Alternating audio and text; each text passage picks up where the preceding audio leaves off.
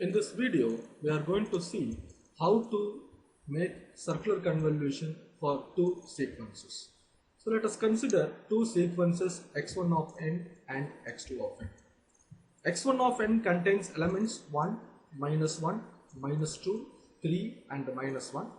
x2 of n contains three elements 1, 2 and 3. The number of elements in x2 of n is less than the number of elements in x1 of n. So, before we start the procedure of making circular convolution, we have to make the length of both the sequences equal. So, for which I am going to add two zeros in x2 of n so that the number of elements in x2 of n also becomes 5, whereas the number of elements given in x1 of n is also 5.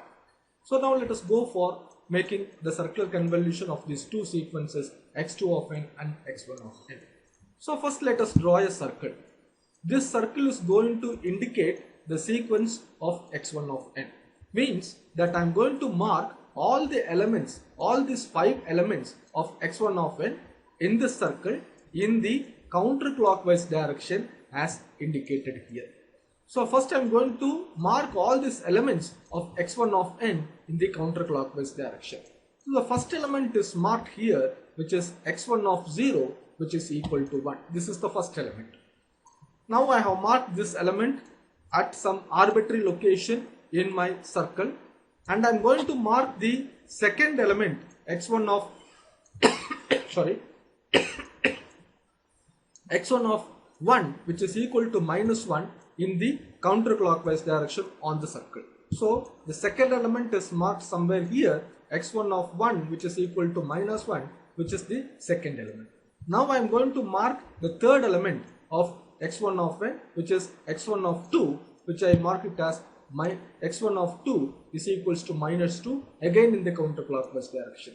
Similarly, the other two elements, that is x1 of 3 and x1 of 4, is also marked in the same circle in the counterclockwise direction.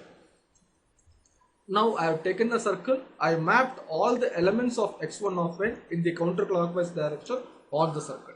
Now I am going to draw another circle which is inside this first circle, and I am going to mark all the elements of x2 of n also in this circle, but this time I am going to make it in the clockwise direction as indicated here. So the x2 of 0, which is at the same position of x1 of 0, is marked as 1. Sorry, this is this element. x2 of 1, which is equal to 2, which is the second element of x2 of n, and third element is x2 of 2, which is equal to 3, and the fourth element is 0, and the fifth element is also 0. That is, the indices of 3 and 4 is also 0. Now, to make it simple, I have drawn two circles.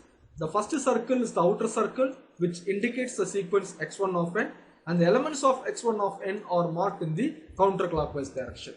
And I have drawn the inner circle, another circle, which is a red circle, which indicates the sequence x2 of n, and the elements of x2 of n are marked in the clockwise direction.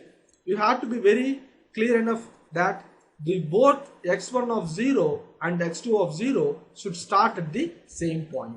Now let us try to find out the convolution sum of these two sequences, x1 of n and x2 of n. So for which the net result of the convolution sum will also have 5 elements, and these 5 elements I am going to calculate it one by one.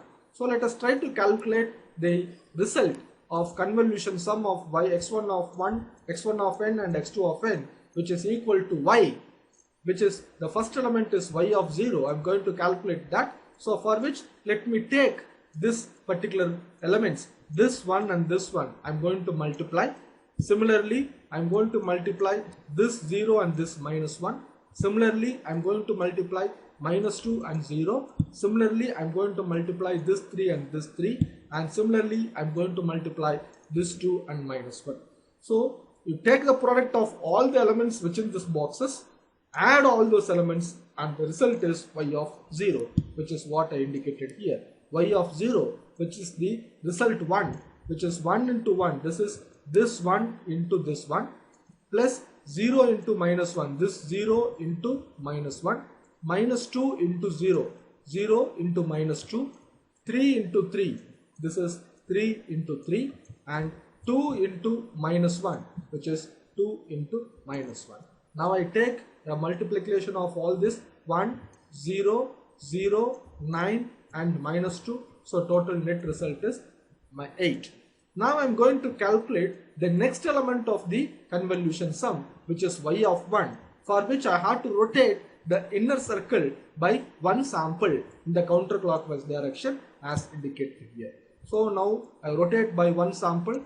Now again I am going to multiply this 2 with 1, this 1 with minus 1, this minus 2 with 0, this 3 with 0 and this 3 with minus 1, and the net result becomes y of 1, which is 2, this 2 and this 2, this one is this one and this one is this one and this minus 1 is minus 1. So elements inside the bracket indicates the elements of outer circle, elements outside the bracket indicates the elements of inner circle. So the net result is minus 2. Similarly, to calculate y of 2, again I rotate the inner circle by one more sample in the counterclockwise direction. Again I do the same procedure, multiply the elements 1, 3, 2 minus 1, 1 minus 2, 0 minus 0, 3, 0 minus 1, and finally you add, you will get y of 2 is equals to minus 1.